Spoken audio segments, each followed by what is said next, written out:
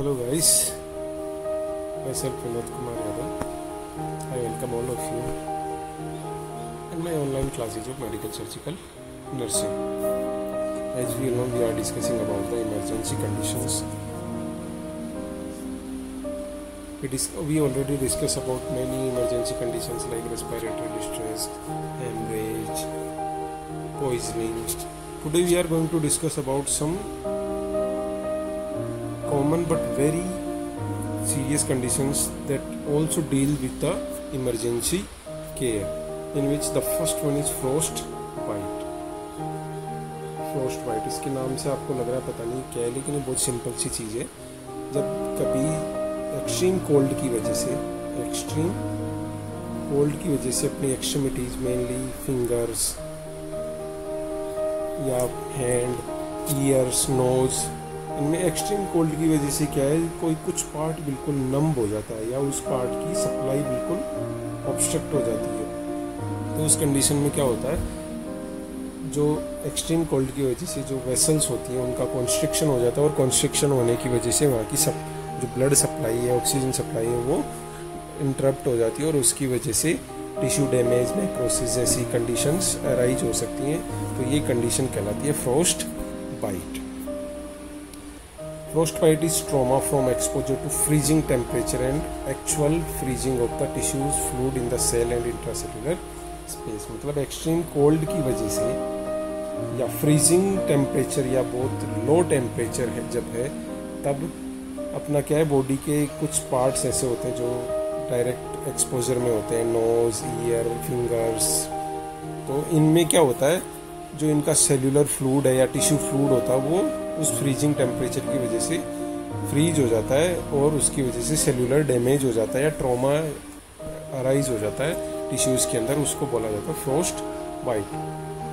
It results in cellular and vascular damage. इसकी वजह से सेल्यूलर और वेस्कुलर दोनों तरह का डैमेज हो सकता है. मतलब सेल डिस्ट्रक्शन भी होता है, वेसल्स में आर्टरी, वेन्स, ये उनका भी डैमेज हो सकता है. Body parts mostly affected by frostbite includes the feets, hands, nose and ears. मतलब extremities, nose and ears are most commonly affected by frost bite. Frost bite ranges from first degree frost bite, जिसके अंदर केवल redness और erythema होता है. मतलब जो part affected हुआ है उस पार्ट में रेडनेस, इरिथमा के साथ साथ टिश्यू डैमेज जहाँ पे हो सकता है उसको बोलते हैं फर्स्ट डिग्री. उसके अलावा 4th डिग्री जैसे बर्न में अपन देखते हैं, जिसमें फुल डेप्थ टिश्यू डिस्ट्रक्शन देखने को मिलता है, इस तरह का हो सकता है. अब कोई पेशेंट आए, उसका कैसे असेसमेंट करना है, क्या करना है, कौन सी डायग्नोस्टिक फाइंडिंग्स आपको देखने को मिलेगी, उनसे देख के आपको पता चलेगा कि पेशेंट को फ्रोस्ट बाइट हुआ है.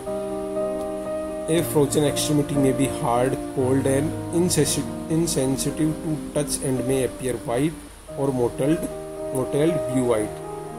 जैसे कई बार सर्दियों में अपनी कोई फिंगर, एक फिंगर या 2 फिंगर हो जाती है, बहुत बार आप सब लोगों के साथ हुआ होगा. तो इस कंडीशन में क्या होता है, वो हार्ड हो जाती है, कोल्ड हो जाती है, और इनसेंसिटिव टू टच, मतलब टच करते तो पेन होता है, और वाइट और मोटेल्ड ब्लू वाइट. ब्लू इसलिए क्योंकि ऑक्सीजन की सप्लाई डिस्टर्ब हो जाएगी, तो साइनोसिस जैसी अपीयरेंस भी आ सकती है. तो ब्लू वाइट या वाइट आपको अपीयरेंस देखने को मिलती है, सबसे first thing. Second thing, the extent of injury from exposure to cold is not always initially known. कि आपको नहीं पता चलता है कि आपका कब इसका एक्सपोजर हुआ है, आप या आधे घंटे पहले तो मैं ठीक था और अभी ऐसा हो गया. तो मतलब the extent of injury from exposure to cold is not always initially known. शुरुआत में आपको पता नहीं चलता है कि आपके साथ ऐसा हो रहा है, लेकिन धीरे धीरे जब वो हार्ड होने लग जाती है, कोल्ड होने लग जाती है, और टच इनसेंसिटिव टू टच होने लग जाती है, तब आपको फिर धीरे धीरे उसका कलर चेंजेज या वाइट हो जाती है, ब्लू वाइट होने लग जाती है. The next, the history of the patient should include environmental temperature, duration of exposure, humidity and presence of the wet conditions. ये सब फैक्टर्स भी आपको हेल्प करेंगे इसके असेसमेंट में. अब इसके बाद बात करें मैनेजमेंट. तो the goal of management is to restore the normal body temperature. जो भी पार्ट या जो भी बॉडी का पार्ट अफेक्टेड है, उस पार्ट का जो बॉडी टेम्परेचर है उसको नॉर्मल लेके आना, ये अपना सबसे पहला गोल होगा. Second thing, constrictive clothing and jewellery that could impair circulation are remove.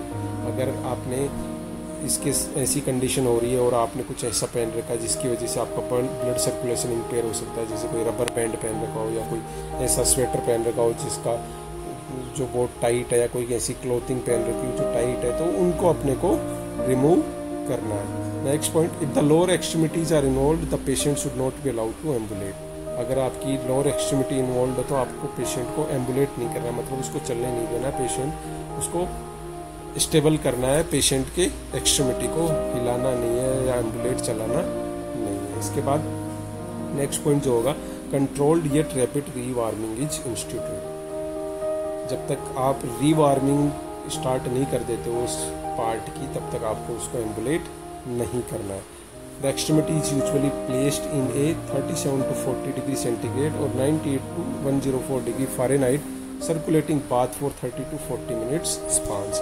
मतलब 30-40 मिनट के स्पेंस होंगे जिनके अंदर अपन उसको बाथिंग देंगे through the warm water 37 to 40 degree centigrade वाले, अकॉर्डिंग टू पेशेंट सीवियरिटी। अगर बहुत सीवियर है तो थोड़ा ज़्यादा हॉट वाटर लेंगे और नॉर्मल है तो 37 to 40 के अप्रोक्स में कोई भी जो वाटर टेम्परेचर है उसके अकॉर्डिंग बाथिंग करवाएंगे या उस पार्ट को उस पानी में राइनिज करेंगे। The next point, the treatment is repeated until circulation is effectively restored. ऐसा नहीं कि एक बार करके आपने छोड़ दिया, जब तक आपका सर्कुलेशन रिस्टोर नहीं हो जाता तब तक आपको ये ट्रीटमेंट करते रहना। मतलब उसको हाई टेम्परेचर में, उसको हाई टेम्परेचर वाटर के अंदर उसको चलाते रहना। Early rewarming appears to decrease the amount of ultimate tissue loss. During rewarming, an analgesic for pain is administered as prescribed because the rewarming process may be very painful.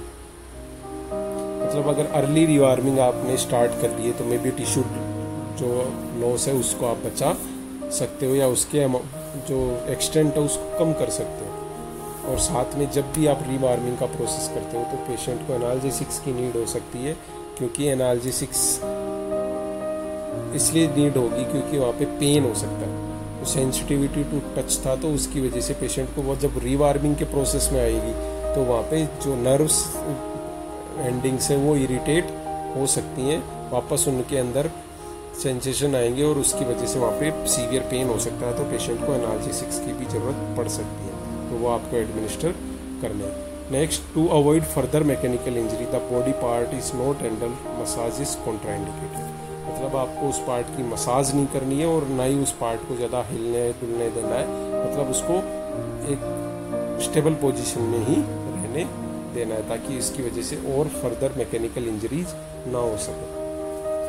Next point, once rewarm the part is protected from further injury and is elevated to help control swelling. जब एक बार रिवार्म्ड हो जाता है या part में normal circulation maintain हो जाता है तो आपको उसको और फर्दर इंजरीज से बचाना है। साथ में आपको उसको थोड़ा एलिवेट करके रखना है ताकि वहाँ पे स्वेलिंग ना हो, क्योंकि वहाँ का जो उस पार्ट का परमेबिलिटी डिस्टर्ब हो चुकी होती है या फिर वहाँ पे पहले से फ्लूइड ज़्यादा भर गया होता है, क्योंकि वहाँ पे फ्लूइड था उसका कंपोजिशन चेंज हो जाता है तो उसकी वजह से वहाँ पे स्वेलिंग होने के चांसेस होते हैं। तो वहाँ पे आपको उसको एलिवेट करके रखना। स्टेराइल गोज और cotton is placed between affected fingers और टोज टू प्रिवेंट माइग्रेशन। मतलब जैसे दो फिंगर्स के बीच के अंदर दो फिंगर्स अफेक्टेड है तो उन दोनों के बीच में आपको क्या करना है, कॉटन पीस या कुछ ऐसा रखना है कि आपस में वो एक दूसरे को टच ना हो। इसकी वजह से क्या होता है, जो कई बार जो अगर टच रहती है तो वो बीच का पार्ट जो होता है या जो जैसे आपको चारों फिंगर्स हैं वो आप एक तो टच करके रखो तो जो बीच का पार्ट है वो अफेक्टेड ही रह जाता है, वो ना तो वो रिवॉर्मिंग में ठीक हो पाता है और ना ही उस पार्ट में प्रॉपर सप्लाई हो पाती है। तो आपको उसको ओपन करके रखना है या उनके बीच में कोई कॉटन पीस लगा देना है जिससे कि वो आपस में ख़राब ना हो सके या टिश्यू डैमेज जो है ज़्यादा सीरियस ना हो सके। इसके अलावा a foot cradle may be use to prevent contact with bed clothes if the feet are involved. अगर फुट क्रेडल मतलब एक इंस्ट्रूमेंट आता है जिसके अंदर आपको पैर रख के और थोड़े ऊपर उठा देने हैं ताकि वो बेड को टच ना कर सके, बेड पे बेड क्लॉथ से उनको टच ना हो। Blebs which develop 1 hour to a few days after rearming are left intact and not ruptured। जो ब्लैब्स बन जाते हैं या वहाँ पे कुछ जो प्यूपिल टाइप स्ट्रक्चर या छोटे छोटे जो शोर्स बन जाते हैं उनको आपको छेड़ना नहीं है, इंटैक्ट ही रहने देना है, ना उनको फोड़ना है। अगर हेमरेजिक हैं तो स्पेशली उनको टच नहीं करना, उनको जैसे हैं वैसे की ऐसे ही छोड़ देना है। क्योंकि कई बार क्या होता है रप्चर भी हो जाती है आर्टरी, क्योंकि जब वार्मिंग और स्टिप हो जाती है फिर वापस रीवार्मिंग के प्रोसेस में क्या होता है वो रप्चर होने के चांसेस होते हैं, तो कई बार ब्लैप्स फॉर्मेशन भी हो जाते हैं। Next point, a physical assessment is conducted with rewarming to observe for concomitant injury such as soft tissue injury, dehydration, alcohol coma और फैट एम्बोलिज्म। concomitant injury मतलब आप जो प्रोसीजर कर रहे हो या प्रोसीजर के दौरान कई बार ऐसी प्रॉब्लम्स आ जाती हैं, तो जैसे कि सॉफ्ट टिश्यू इंजरी हो गई, कोई आप रीवार्मिंग का प्रोसेस कर रहे थे, आपने एम्बुलेट कर दिया या पेशेंट ने थोड़ा मूवमेंट कर दिया या फिर प्रेशराइज रह गया कोई पार्ट, तो वहाँ पे सॉफ्ट टिश्यू इंजरी भी हो सकती है, डिहाइड्रेशन हो सकता है। साथ में एल्कोहल कोमा और फैट एम्बोलिज्म। फैट एम्बोलिज्म हो सकता है क्योंकि वहाँ पे कोई फैटी टिश्यू है वो वहाँ पे जो सर्कुलेशन के अंदर जा सकता है और वो सर्कुलेशन के अंदर से दूसरी जगह पे ट्रांसफ़र हो सकता है, तो फैट एम्बोलिज्म भी आपको देखने को मिल सकता है। Next point, problem such as dehydration, hyperkalaemia मतलब पोटेशियम का लेवल बढ़ जाना एंड हाइपोवोलीमिया, क्योंकि वहाँ पे क्या होगा सेल्यूलर डैमेज होगा तो सेल के अंदर से पोटेशियम बाहर आएगा तो हाइपरकैलेमिया हो सकता है, हाइपोवोलीमिया हो सकता है, वॉल्यूम कम हो सकता है, which occur frequently in peoples with frostbite are corrected. तो जो फ्रोस्ट बाइट के अंदर ये नॉर्मली डिहाइड्रेशन है, हाइपरकैलेमिया या हाइपोवोलीमिया देखने को मिलता है, तो आपको इनको भी फोकस करना है, इन पे भी ध्यान रखना और इनको भी ठीक करना है। Next, risk for infection is also great, therefore strict aseptic techniques is used and tetanus prophylaxis is administered as injected. मतलब रिस्क फॉर इन्फेक्शन के चांसेस भी है वहाँ पे, तो उसको भी आपको ध्यान रखना है, एसेप्टिक टेक्निक्स यूज करने हैं, टिटनेस प्रोफाइलेक्सिस भी प्रोवाइड करवाना है पेशेंट को। Anti inflammatory medication is also provide, क्योंकि वहाँ पे टिश्यू डैमेज तो हुआ होगा तो इन्फ्लामेटरी प्रोसेस को कम करने के लिए आपको एंटी इन्फ्लामेटरी ड्रग्स भी यूज करनी चाहिए। Next point, after rewarming hourly active motion of the affected digits is encourage. एक बार रीवार्मिंग कंप्लीट हो गई उसके बाद आपको एक्टिव मोशन करवाना है उस पार्ट का जो पार्ट अफेक्टेड था, encouraged to promote maximum restoration of function and to prevent contractures, refreezing is avoided. मतलब वापस एनकरेज करना है कि आपको मैक्सिमम रिस्टोरेशन जो पहले पार्ट जैसा था नॉर्मल वैसे ही उसी कंडीशन में आ सके, उसके लिए आपको जो है early active motion exercises start करनी है और साथ में ध्यान रखना है कि रीफ्रीजिंग को अवॉइड करना है कि वो पार्ट दोबारा से एक्सट्रीम कोल्ड या कोल्ड के कांटेक्ट में ना जाए। The patient is also encourage to avoid tobacco, alcohol and caffeine because of their vasoconstrictive effect, क्योंकि उस पार्ट की जो वेसल्स है वो पहले ही कॉम्प्रोमाइज्ड है, अगर उसके अलावा टोबैको, अल्कोहल या कैफीन यूज करता है तो वो और कॉन्स्ट्रिक्ट हो जाती है और वहाँ की ब्लड सप्लाई फिर से डिस्टर्ब हो सकती है, जिसकी वजह से टिश्यू इंजरी हो सकती है। तो गाइज ये था फ्रोस्ट बाइट। मतलब एक्सट्रीम कोल्ड की वजह से कई बार क्या होता है जो बॉडी का कोई पार्ट जो कि एक्सट्रीम कोल्ड के कांटेक्ट में, फ्रीजिंग टेम्परेचर के कांटेक्ट में आ जाता है, तो वो वहाँ की बॉडी सर्कुलेशन, वो वहाँ का पार्ट जो होता है वो वहाँ पे टिश्यू डैमेज हो सकता है, ट्रॉमा हो सकता है, इंजरी हो सकती है, तो उसको बोला जाता है फ्रोस्ट बाइट। अब नेक्स्ट आता है स्नेक बाइट। स्नेक बाइट मतलब सांप काट लेना। बहुत सारे स्नेक ऐसे होते हैं जो बहुत जहरीले होते हैं या उनका जो वेनम होता है या उनका जो जहर होता है वो बहुत ज़्यादा डेंजरस होता है बॉडी के लिए। कई स्नेक ऐसे होते हैं जो नर्वस सिस्टम को डायरेक्टली अफेक्ट करते हैं। हाँ, तो अगर कोई स्नेक काट लेता है, खा जाता है, बाइट ले लेता है, तो उसको बोला जाता है स्नेक बाइट। जैसे कि आपको इसके नाम से ही पता चल रहा है स्नेक बाइट क्या होता है। The most frequent poisonous snake bite occurs from pit vipers. जो एक वो होती है स्पीसीज होती है स्नेक्स की, पिट वाइपर्स, जो कि सबसे most frequent poisonous snake bite की सबसे ज़्यादा इसी के केसेस आते हैं।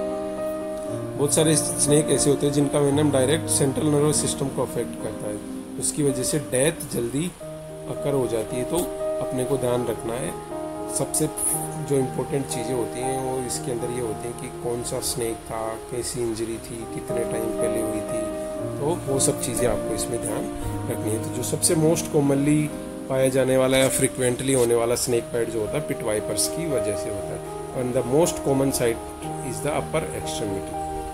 जो अपर एक्सट्रीमिटी होती है वो मोस्ट कॉमनली साइट होती है। On these bites only 20 to 25% result is envenomation, means injection of a poisonous material by sting, spine bite और अदर मीन्स। किसी इनमें से 20 to 25% जो बाइट्स होती हैं वो किसी न किसी तरीके से, जैसे स्पाइन से, बाइट से, स्टिंग से, किसी भी तरीके से अपन लेते हैं। तो वो सब क्या होती हैं, स्नेक बाइट्स के अंदर आती हैं। और venomous snake bites are the medical emergencies. जो बाइट्स होती हैं वो मेडिकल इमरजेंसी में इंक्लूड की जाती हैं। Children between the age of 1 and 9 years are the most likely victims. The greatest number of bites occur through the daylight hours into early evening during summer month. जो summer months होते हैं उनके अंदर early evening का time जो होता है वो सबसे ज़्यादा माना जाता है, क्योंकि उस टाइम जो स्नेक्स होते हैं वो बाहर निकलते हैं और उस वक्त अगर कोई ह्यूमन उनके कांटेक्ट में आता है तो उसको वो कट कर सकते हैं, बाइट कर सकते हैं, जिसकी वजह से स्नेक बाइट आपको हो सकती है। Because snake bite are medical emergencies, nurse should be familiar with the types of snakes that are common to the geographic region in which they practice। मतलब जिस एरिया में आप प्रैक्टिस कर रहे हो वहाँ के स्नेक्स के बारे में आपको नॉलेज होना चाहिए कि वहाँ पे कौन सा स्नेक सबसे ज़्यादा पॉइजनस है या वेनमस है, और कौन सा वेनम के लिए आपको कौन सा एंटी वेनम यूज करना है। तो उसके लिए आपको स्नेक के बारे में नॉलेज होना जरूरी होता है। Snake venom consist primarily of proteins with a broad range of physiological effect. ये एक प्रोटीन्स होती हैं जो स्नेक वेनम होता है, और इसकी वजह से बहुत सारे फिजियोलॉजिकल इफेक्ट्स बॉडी पे होते हैं। Multiple organ system specially the neurologic, cardiovascular and respiratory systems में भी अफेक्टेड। अब अलग अलग स्नेक्स होते हैं, उनके अलग अलग फिजियोलॉजिकल इफेक्ट्स होते हैं। कई स्नेक होते हैं जो नर्वस सिस्टम पे अटैक करते हैं, कई कार्डियोवास्कुलर सिस्टम पे अटैक करता है उनका वेनम। तो ये कई बहुत सारे पार्ट्स और सिस्टम्स पे एक साथ अफेक्ट करता है। तो आपको उसके लिए पता होना चाहिए कि कौन सा स्नेक है, उसकी वजह से कौन से इफेक्ट्स होते हैं और उसका एंटी वेनम कौन सा यूज होता है। अब बात करें असेसमेंट की। असेसमेंट में initial evaluation in the emergency department is performed quickly and includes information about the following. आपको कौन सी चीज़ों के बारे में आपको इन्फॉर्मेशन कलेक्ट करनी है फटाफट से। वेदर द स्नेक इज वेनोमस और नॉन वेनोमस, मतलब जहरीला था या जहरीला नहीं था। इस क्योंकि स्नेक का टाइप आपको पता होगा तो आपको पता चल जाएगा कि स्नेक जो भी स्नेक था वो जहरीला था या नहीं था। If the snake is dead it should be transported to the emergency department with the patient for the identification. अगर स्नेक मर गया है या आपने उसको मार दिया है तो आपको वो साथ में लेके जाना है। अगर आप पेशेंट हो तो आपको भी ध्यान रखना है कि वो साथ में लेके जाएं ताकि फटाफट से उसका आइडेंटिफिकेशन हो सके और आपको जो उसके लिए ट्रीटमेंट जल्दी दिया जा सके। Where and when the bite occurred and the circumstances of the bite, sequence of events, signs and symptoms, fang puncture, pain, edema and erythema of the bite and nearby tissues. ये सब आपको assess करना है कि कब हुई थी bite या कहाँ हुई थी, क्या सर्कमस्टांसेस थे, कौन सी ऐसी सिचुएशन थी जिसमें आपको ऐसा हुआ, आप लेटे हुए थे, बैठे हुए थे, सो रहे थे, जग रहे थे, सांप के साथ थे। तो और साथ में वो चीज़ें देखने, फैंग पंक्चर की, सांप के जो फैंग होता है उनका पंक्चर कहाँ पे, पेन है, इडिमा है या इरिथमा है, और उसके जो बाइट है उसके आसपास और नियर बाई टिश्यूज़ कितना एरिया अफेक्ट हो रहा है उसके बेसिस पे आपको पता चल सकता है। सीवियरिटी ऑफ पॉइजनस इफेक्ट्स, जो पॉइजनस इफेक्ट्स आ रहे हैं, साइन एंड सिम्टम्स आ रहे हो, साइन एंड सिम्टम्स जो आ रहे हैं वो कितने सीवियर है वो असेस करना, वाइटल्स असेस करने, circumference of the bitten extremity और एरिया एट सेवरल पॉइंट्स, कि कितना एरिया अफेक्ट हुआ है, कितना एरिया अफेक्ट हो गया है, वो आपको सरकमफ्रेंस असेस करना है।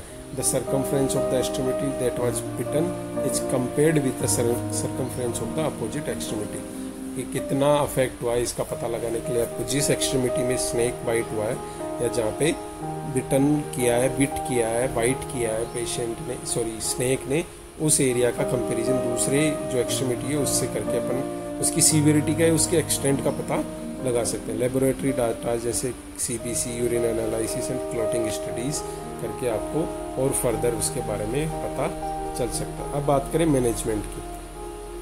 मैनेजमेंट में initial first aid at the site of the snake bite includes having the victim lie down, removing constructive items such as rings, providing warm, cleaning the wound, covering the wound with a light sterile dressing and immobilize the injured body part below the level of the heart. Ice or tourniquet is not applied. तो ये सब चीज़ें आपको जो first aid के तौर पे जो स्नेक बाइट जहाँ पे हुआ वहाँ पे आपको करनी है। जैसे कि विक्टिम लाई डाउन, विक्टिम को लाई डाउन करना है, रिमूविंग कॉन्स्ट्रक्टिव आइटम्स जो भी हैं उनको हटाना है, रिंग है उसको वार्मथ प्रोवाइड करवाना है, क्लीन करना वुंड को, कवर करना है उस लाइट स्टेराइल ड्रेसिंग से, और इमोबिलाइज मतलब उस पार्ट को ज़्यादा मोबिलाइज नहीं करना है, और साथ में कोई भी किसी भी तरह का आइस और टोर्निकेट या किसी तरह का कोई बैंड उस पर अप्लाई नहीं करना है। The course and prognosis of snake bite injuries depends on the kind and amount of venom injected. तो कई बार क्या होता है सांप ने कितना वेनम इंजेक्ट किया उसके बेसिस पे ही उसका प्रोग्नोसिस या उसका जो डायग्नोसिस या उसका कितना इफेक्ट है उसका पता चलता है। Where on the body bite occurred and the general health, age and size of the victim, वो भी बहुत बार कोर्स और प्रोग्नोसिस को अफेक्ट करती है कि बच्चों में जो है वो वेनम के कम अमाउंट से ज़्यादा अफेक्ट आ सकते हैं, जबकि एडल्ट्स अगर पेशेंट है तो उसी वेनम के अमाउंट में उसमें कम सिम्टम्स देखने को मिल सकते हैं। There is no one specific protocol for treatment of snake bites. कोई स्पेसिफिक नहीं है क्योंकि हर स्नेक का वेनम अलग होता है, हर स्नेक का इफेक्ट अलग होता है, तो इसके लिए कोई स्पेसिफिक एक प्रोटोकॉल नहीं है। Generally ice, tourniquet, heparin and corticosteroids are not used during the acute stage. जो एक्यूट स्टेज होती है उसके अंदर आइस है, टोर्निकेट्स है, हिपेरिन है और कॉर्टिकोस्टेरॉइड्स यूज नहीं किए जाते।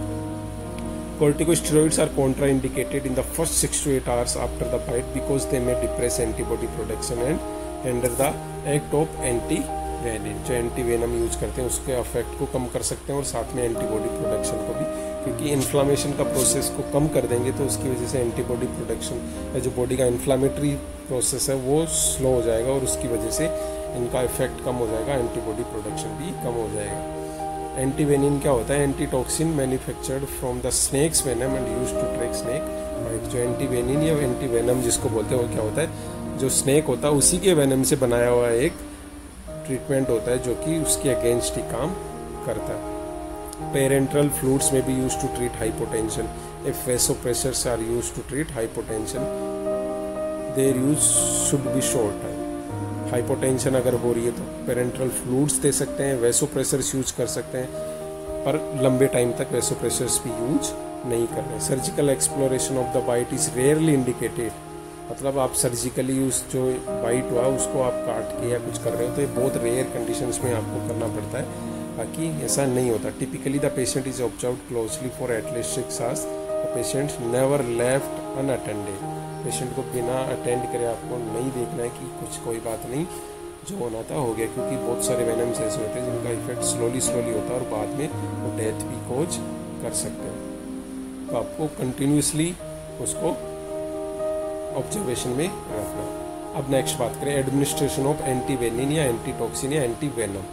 जो एंटीवेनम होता है उसका एडमिनिस्ट्रेशन कैसे करना है, क्या क्या फीचर्स या क्या क्या प्रोटोकॉल्स आपको यूज करने हैं। Although envenomation is rare it can occur with snake bite. मतलब एनवेनोमेशन मतलब वेनोमे जो स्नेक ने आपकी बॉडी के अंदर कोई वेनम इंसर्ट किया। An assessment of progressive signs and symptoms is essential before considering administration of antivenin which is most effective if administered within 12 hours after the snake bite. Snake bite जो assessment है वो आपको essentially जो sign and symptoms का assessment है वो आपको help करेगा एडमिनिस्ट्रेशन ऑफ एंटीवेनिन, जिसमें आपको क्या क्या देखना है। विच is most effective if administered within 12 hours. मतलब ये इफेक्टिव कब होगा? अगर 12 घंटे के अंदर अंदर आपने इंसर्ट या एडमिनिस्टर कर दिया after the snake bite. The dosages depends on the type of snake and estimated severity of the bite. Bite की सीवियरिटी पे और स्नेक के टाइप पे डिपेंड करेगा कि कौन सा वेनम यूज करना है, कितनी डोज में यूज करना है। चिल्ड्रंस में require more antivenin than adults because their smaller bodies are more susceptible to toxic effects of the venom. जैसे मैंने अभी बताया कि चिल्ड्रंस में कम अमाउंट का वेनम भी बहुत ज़्यादा इफेक्ट डाल सकता है। सेम अमाउंट का जो वेनम होगा, जैसे 5 ml अगर किसी स्नेक ने इंसर्ट किया है, एनवेनोमेशन किया है, तो वो ही 5 ml चिल्ड्रंस में सीवियर सिम्टम्स कोज कर सकता है, जबकि एडल्ट के अंदर उसकी वजह से सिम्टम्स कम हो सकते हैं। तो उसके लिए आपको एंटी वेनम की भी ज़्यादा ज़रूरत पड़ती है बच्चों में rather than adults. A skin or eye test should be perform before the initial dose to detect allergy to the anti वेनिन।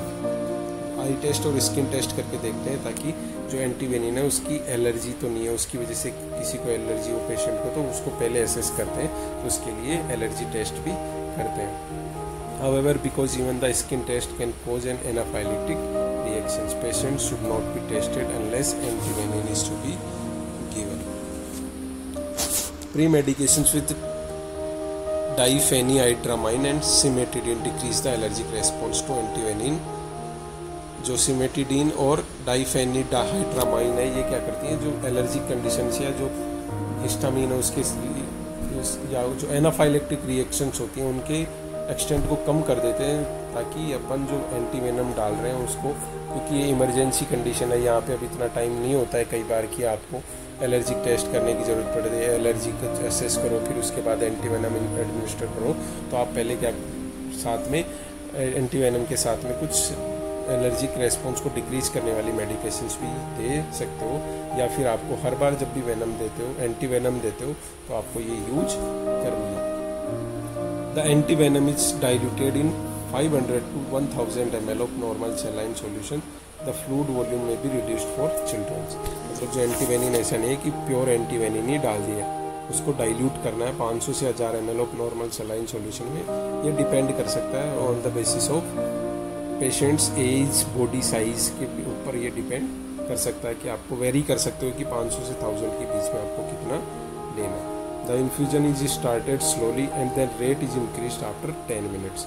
10 minute तक आपको स्लोली एडमिनिस्टर करना है, क्योंकि जो एलर्जिक रिएक्शंस होती हैं उनका आपको पता चल जाता है। फिर अगर 10 मिनट के अंदर किसी तरह की कोई रिएक्शन नहीं आई है, तो आपको जो रेट है इन्फ्यूजन की वो बढ़ा देंगे। The total dose should be infuse during the first 4 to 6 hours after poisoning से 4 से 6 घंटे में आपको जो टोटल डोज है वो एडमिनिस्टर करना है। ये था स्नेक बाइट। अगर कोई स्नेक काट लेता है तो आपको उसका कैसे मैनेजमेंट करना है, ये भी एक इमरजेंसी मैनेजमेंट के अंदर ही आता है। नेक्स्ट जो इमरजेंसी मैनेजमेंट या नेक्स्ट जो कंडीशन है जिसको कि इमरजेंसी मैनेजमेंट की ज़रूरत पड़ती है, वो है heat stroke.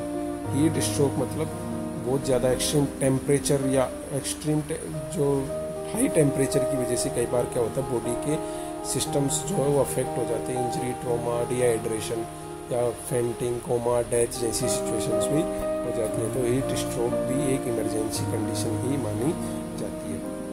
Heat stroke is an acute medical emergency caused by failure of heat regulating mechanism of the body. जब बॉडी की जो हीट रेगुलेटिंग मैकेनिज्म होता है वो फेलियर हो जाता है, तो उसकी वजह से क्या होता है, हीट स्ट्रोक हो जाता है, और वो भी एक एक्यूट मेडिकल इमरजेंसी कंडीशन ही मानी जाती है। It usually occurs during extended heat waves, specially when they are accompanied by high humidity। Humidity के साथ साथ अगर आपको heat waves, extended heat waves के कांटेक्ट में आ रहे हो तो आपको ऐसा हो सकता है। Peoples at risk are those not acclimatized to heat, elderly and very young peoples, those unable to care for themselves, those are chronic and debilitating disease। मतलब कोई ऐसा फिक्स नहीं है कि कोई इस एज ग्रुप इसके अंदर ज़्यादा अफेक्टेड है, कोई भी ऐसा एल्डर या यंग पीपल्स जो कि इसके कांटेक्ट में आते हैं उनमें ऐसी डिजीज़ हो सकती है, या कुछ सर्टेन मेडिकेशंस है जैसे मेजर ट्रैंकुलाइजर्स है, एंटीकोलिनर्जिक्स है, डायूरेटिक्स है, बीटा एड्रेनर्जिक ब्लॉकिंग एजेंट्स हैं, उनके साइड इफ़ेक्ट्स या उनके इफ़ेक्ट की वजह से भी कई बार ऐसी कंडीशंस हो सकती हैं कि थर्मो रेगुलेटिंग या हीट रेगुलेटिंग मैकेनिज्म डिस्टर्ब हो सकती है और उसकी वजह से हीट स्ट्रोक जैसी कंडीशन अराइज हो सकती है। Exceptional heat stroke occurs in healthy individuals during sports और वर्क एक्टिविटीज़। तो बहुत ज़्यादा एक्सरसाइज करते हैं या एक्सट्रीम हीट या ह्यूमिडिटी में जब एथलीट्स या कोई स्पोर्ट्स इंडिविजुअल या कोई वर्कर काम कर रहे हैं तो उनमें भी ऐसी कंडीशंस देखने को मिल सकती है। नेक्स्ट बात करें assessment and diagnostic finding. Heat stroke post thermal injury at the cellular level. Cellular level होता है वहाँ पे थर्मल इंजरी कोज करता है, resulting in widespread damage to heart, liver, kidney and blood coagulation. जैसे heart को affect कर सकता है, लीवर को, किडनी को और ब्लड के कोएगुलेशन को बढ़ा सकता है। Recent patient's history reveals exposure to elevated ambient temperature and excessive exercise during extreme heat. Patient की रिसेंट हिस्ट्री है, उससे भी आपको पता चल सकता है कि उसने क्या काम किया था, कहीं एक्सरसाइज कर रहा था, कहीं काम कर रहा था या वर्क कर रहा था, वहाँ का टेम्परेचर ज़्यादा था, या जैसे कई वर्कर्स ऐसे थे जो हाई टेम्परेचर वाली मशीनरी के साथ काम करते, तो उनकी जो हिस्ट्री है, रिसेंट हिस्ट्री, उससे भी आपको आइडिया लग सकता है कि हीट स्ट्रोक हो सकता है पेशेंट को। And assessing the patient, the nurse notes the following symptoms. कौन से सिम्टम्स आपको असेस करने हैं। Profound central nervous system dysfunction, मतलब जो सेंट्रल नर्वस सिस्टम का डिसफंक्शन हो सकता है, या बहुत सारे जो सेंट्रल नर्वस सिस्टम से रिलेटेड सिम्टम्स जैसे कन्फ्यूजन है, डिलीरियम है, बिजारे बिहेवियर, कोमा आपको देखने को मिल सकते हैं। इसके अलावा एलिवेटेड बॉडी टेम्परेचर बढ़ा हुआ मिलेगा, बहुत ज़्यादा बढ़ा हुआ भी हो सकता है, 105 डिग्री फ़ारेनहाइट या 40.6 डिग्री सेंटीग्रेड। और ड्राई स्किन हो सकती है, and usually anhidrosis HIDRO SIS। इसका मतलब होता है लो या absence of sweating. Patient sweat ही नहीं कर रहा है क्योंकि बहुत ज़्यादा हीट स्ट्रोक की वजह से डिहाइड्रेशन की कंडीशन हो गई है, और उसकी वजह से एब्सेंस ऑफ स्वेटिंग हो सकता है, टेकिपनिया हो सकता है। अगर डिहाइड्रेशन होगा, ब्लड वॉल्यूम कम होगा, तो उसकी वजह से रेस्पिरेटरी रेट बढ़ सकती है, टेकिकार्डिया भी हो सकता है, एंड हाइपोटेंशन आपको देखने को मिल सकती है। तो ये सारे सिम्टम्स भी आपको असेस करना है। इसके बाद बात करें मैनेजमेंट की। The primary goal is to reduce the high temperature as quickly as possible, because mortality is directly related to the duration of hyperthermia. The primary goal जो होगा वो क्या होगा, टेम्परेचर जो बढ़ा हुआ है उसको कम करना, क्योंकि अगर हाइपरथर्मिया लंबे टाइम तक रहा तो मोर्टेलिटी या पेशेंट की डेथ भी हो सकती है। Simultaneous treatment focuses on stabilising oxygenation using the ABCs of airway, breathing and circulation. इसको फॉलो करना है जो बेसिक लाइफ सपोर्ट के अंदर अपन करते हैं। After the patient's clothing is removed, the core temperature reduce to 39 degree centigrade as rapidly as possible. जैसे ही आपको पेशेंट के क्लोथ्स को रिमूव करना, आपको टेम्परेचर कम करना है। One or more of the following methods may be use to directed. इनमें से कुछ मेथड्स यूज कर सकते हैं, जैसे cool sheets and towels or continuous sponging with cool water. Ice apply to the neck, groin, chest and axilla while spraying the tepid water. यानी ice भी apply कर सकते हैं कुछ पार्ट्स में, और साथ में टेपिड वाटर यूज कर सकते हैं। कूलिंग ब्लैंकेट्स यूज कर सकते हैं। Ice saline lavage of the stomach और colon if the temperature does not decrease, क्योंकि जो कोल्ड टेम्परेचर है वो जब तक डिक्रीज नहीं होगा तब तक आउटर टेम्परेचर डिक्रीज होने से इतना इफेक्ट नहीं आएगा। तो कोल्ड टेम्परेचर को डिक्रीज करने के लिए अपन आइस्ड सेलाइन यानी बहुत ज़्यादा कूल जो सेलाइन है उससे लावाज कर सकते हैं स्टमक और कोलोन का, जिससे कि आपको कोल्ड टेम्परेचर वो डिक्रीज हो सकता है। Immersion of the patient in A cold water bath, यानी कोल्ड वाटर बाथ के अंदर पेशेंट को आपको डुबोना है, पेशेंट को पूरी तरह से कम्प्लीटली कूलिंग प्रोवाइड करनी है। During cooling the patient is massage to promote circulation and maintain cutaneous vasodilation, क्योंकि अगर कूलिंग दे रहे हो तो उस टाइम पे जो पेशेंट है वो हाइपोथर्मिया में भी जा सकता है। वेसोडाइलेशन को मेंटेन करना है तो अपने को मसाज कंटिन्यूसली देते रहने ताकि सर्कुलेशन को बढ़ा सके और वेसोडाइलेशन को प्रमोट कर सके। An electrical fan is positioned so that if blows on the patient to augment heat dissipation by convection and evaporation, यानी जो हीट का है वो बाहर कन्वेक्शन और इवापोरेशन के थ्रू हीट बाहर निकले, इसके लिए अपन इलेक्ट्रिकल फैंस भी यूज़ कर सकते हैं। अगर फैन यूज़ नहीं होगा तो बॉडी के आसपास का टेम्परेचर कंटिन्यूसली बढ़ा हुआ रहेगा, तो अगर फैन यूज़ करेंगे तो वो एक साइड से डिस्प्लेस होता रहेगा, नई एयर आती रहेगी और वो एयर जो है वो कन्वेक्शन के थ्रू दूसरी जगह जाती रहेगी और इवापोरेट होती रहेगी। इससे भी आपको जो टेम्परेचर है वो रिड्यूस करने में हेल्प मिल सकती है। The patient's temperature is constantly monitor with thermometer placed in the rectum, bladder और esophagus to evaluate core temperature. Core temperature है जब तक डिक्रीज नहीं होगा तब तक आपका पेशेंट नॉर्मल नहीं हो सकता। तो इसके लिए आपको थर्मामीटर वो रेक्टम में, ब्लैडर में या फिर इसोफेगस के अंदर आपको डाल के और कंटिन्यूसली उसका टेम्परेचर मॉनिटर करते रहना। Question is use to avoid hypothermia and to prevent hyperthermia. Hypothermia में भी ना ही चला जाए पेशेंट और हाइपरथर्मिया भी ना हो, ऐसे आपको क्वेश्चन यूज करने which may recur spontaneously within 3 to 4 hours के अंदर, ये सब आपको करना है। Throughout treatment the patient status is monitored carefully including vital signs आपको कंटिन्यूसली असेस करने, ECG findings, possible myocardial ischemia क्योंकि ब्लड सर्कुलेशन डिस्टर्ब हो सकता है तो ये हो सकता है, मायोकार्डियल इंफाक्शन हो सकता है, डिसरिथमियाज हो सकते हैं, सेंट्रल वेनस प्रेशर डिस्टर्ब हो सकता है एंड लेवल ऑफ रेस्पॉन्सिवनेस या लेवल ऑफ कॉन्शियसनेस भी डिस्टर्ब हो सकता है। To meet tissue need exaggerated by the hypermetabolic conditions 100% oxygen is administered, क्योंकि हाइपोक्सिया हो सकता है तो उस कंडीशन में जो हाइपरमेटाबॉलिक कंडीशन आ सकती है, क्योंकि बहुत ज़्यादा बॉडी टेम्परेचर बढ़ जाता है तो उस कंडीशन में मेटाबॉलिज्म बढ़ जाता है, तो ऐसी कंडीशन में डिमांड बढ़ जाती है ऑक्सीजन की, तो 100% ऑक्सीजन भी आपको एडमिनिस्टर करनी है। Intravenous infusion therapy of normal saline और lactate Ringer solution is initiated as directed to replace fluid losses and maintain adequate circulation. Urine output is also measured frequently. जो IV इन्फ्यूजन देना है जिसमें आप normal saline, lactate Ringer solution use कर सकते हो तो वो भी आपको देने, और क्योंकि फ्लूइड लॉस हुआ है, डिहाइड्रेशन हो जाता है तो उसको मेंटेन करने के लिए और सर्कुलेशन को मेंटेन करने के लिए, और साथ में यूरिन आउटपुट भी आपको कंटिन्यूसली असेस करते रहना। इसके अलावा एडिशनल सपोर्टिव केयर में include dialysis for renal failure, अगर रीनल फेलियर हो गया तो डायलिसिस कर सकते हैं, anti seizure agents to control seizure, potassium for hypokalemia, अगर हाइपोकेलिनिया हो गया है तो पोटेशियम एडमिनिस्टर करना है, sodium bicarbonate to correct metabolic acidosis, अगर एसिडोसिस मेटाबॉलिक एसिडोसिस हो गया है तो आपको बाइकार्बोनेट्स या सोडियम बाइकार्बोनेट भी एडमिनिस्टर करना पड़ सकता है, तो ये एडिशनल सपोर्टिव ट्रीटमेंट भी आपको साथ में देखते रहना है।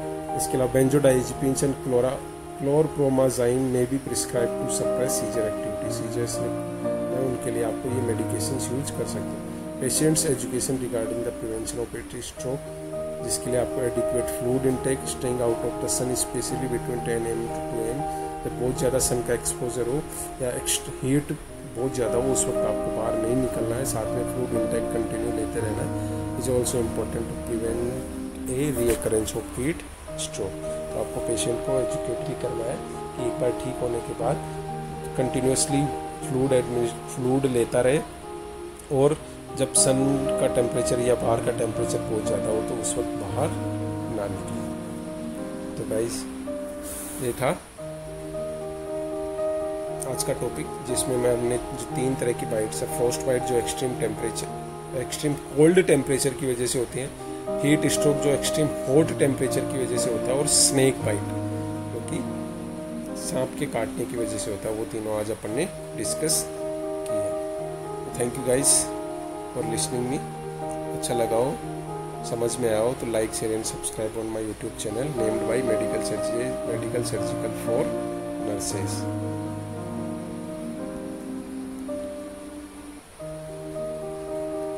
Thank you.